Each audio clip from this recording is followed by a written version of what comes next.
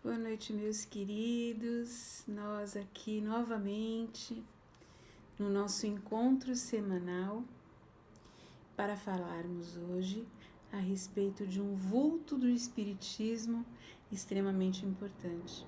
Afinal, ele é o autor espiritual do nosso livro de férias que estamos estudando.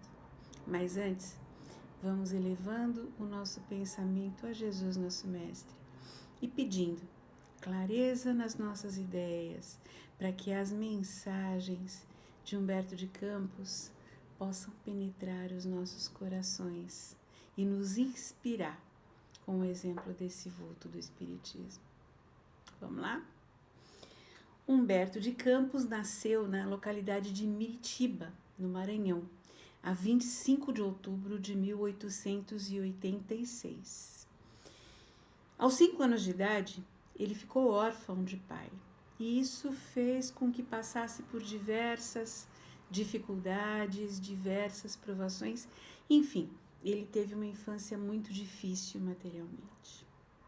Mas com todo o sacrifício estudou e em 1910 publicou o seu primeiro poema, lá no Maranhão ainda.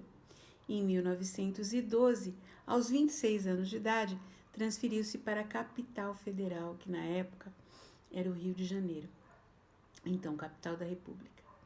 E lá ele começou a escrever, começou a sua vida de escritor, se tornou famoso, fez contato e fez amizade com figuras da literatura importantíssimas da época, na capital federal, enfim, tocou sua vida dedicando-se às letras.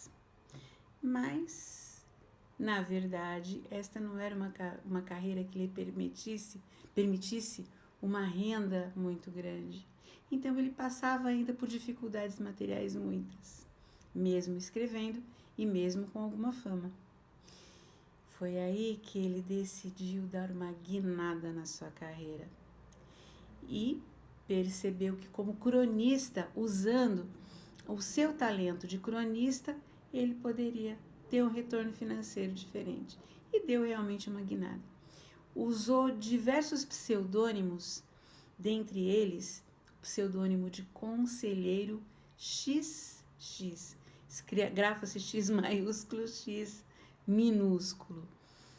E como Conselheiro XX e com outros pseudônimos muitos que ele utilizou, ele começou a fazer crônicas com uma pitada de humor e com a liberdade de expressão que era, na época, almejada por todos, com a crítica social que precisava ser feita na época. E ele acabou por fazer uma crônica como Irmão XX, referente a um figurão da época, o Medeiros de Albuquerque, e o sucesso foi total. De uma hora para outra, ele se viu na contingência de escrever mais, de manter o estilo de cronista, aquele estilo com aquela pitada de humor. E, enfim, os jornais eram todo dia, choviam cartas pedindo que ele escrevesse mais e mais das suas crônicas com esse conteúdo social e com este veio de liberdade que pertencia a ele. Enfim, o tempo foi passando, Humberto de Campos foi, como na foto do texto que eu mandei mais cedo, um imortal da Academia Brasileira de Letras, ocupou a cadeira número 20 e escreveu muitas obras nessa fase. Daí aconteceu a doença. Ele, no começo da década de 30, final da década de 20, começo da década de 30, ele começou a adoecer. E ele teve uma série de problemas de saúde relativos aos rins e aos olhos, principalmente. E essa doença o fez mudar, refletir e mudar o seu rumo como escritor. Ele, de qualquer forma, sepultou todos os pseudônimos que ele usava inclusive do conselheiro XX, e passou então a ser cronista compondo outro tipo de texto, consolo aos necessitados. Ele passou a ser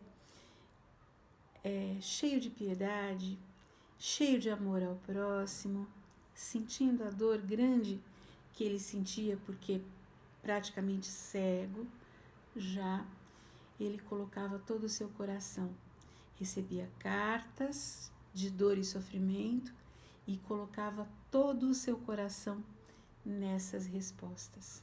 O seu coração também sofria. Em 5 de dezembro de 1934, Humberto de Campos desencarna. Partiu levando uma série de mágoas, uma série de desilusões do mundo dos encarnados. Ele foi rechaçado na terra natal, no Maranhão. Nunca o aceitaram. Foi até rechaçado por algumas pessoas, algumas autoridades da época. 4 meses depois do seu desencarne, 3 meses depois do seu desencarne, praticamente 4 meses depois do seu desencarne, ele retorna do além e, através do médium Chico Xavier, com apenas 24 anos de idade na época, ele começa a ditar seus livros, as suas obras, e dita Crônicas do Além-Túmulo. O fato, na época, abalou a opinião pública. Todos os jornais do Rio de Janeiro, de São Paulo, de todas as grandes cidades do Brasil, publicavam extra, Humberto de Campos retorna à vida como escritor através do médium Chico Xavier.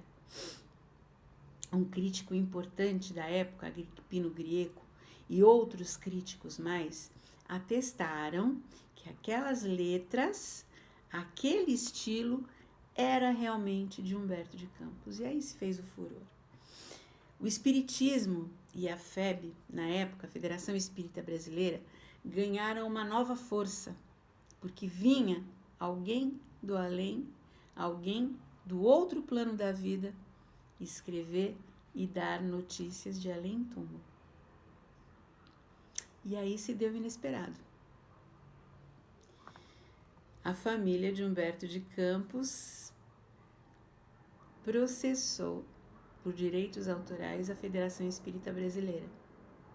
E aí foi uma celeuma jurídica tão grande que deu até origem a um livro interessante de se pesquisar, chamado A Psicografia ante os Tribunais, do Dr. Miguel Timpone. Bom, enfim, para encurtar a história, a Federação Espírita ganhou a causa, mas Humberto de Campos, constrangido, ausentou-se por um largo período e depois, quando retornou a escrever, ele usou o pseudônimo de Irmão X. Bom, nas 2 fases, Humberto de Campos ditou muitos livros, como Crônicas do Além-Túmulo, Brasil, Coração do Mundo, Pátria do Evangelho, publicado em 1938, que é o nosso livro de férias, A Boa Nova, Novas Mensagens, Luz Acima, Contos e Apólogos e outros, para deleite de muitas almas. E é interessante notar que nesta trajetória do Humberto de Campos na espiritualidade, ele modifica a sua tônica. Ele passa de escritor intelectual da terra, com todas as suas características, para um escritor mais cheio de amor, mais espiritualizado. Nota-se nos seus textos que ele se espiritualiza gradativamente para deleite de muitos aqui na Terra. Meus amigos, este é Humberto de Campos. Espero que vocês pesquisem, leiam e procurem estes livros extremamente bons, psicografados pelo Chico Xavier, que vão nos trazer bastante informação e dá para se notar essa diferença estilística dele extremamente interessante. Muita paz.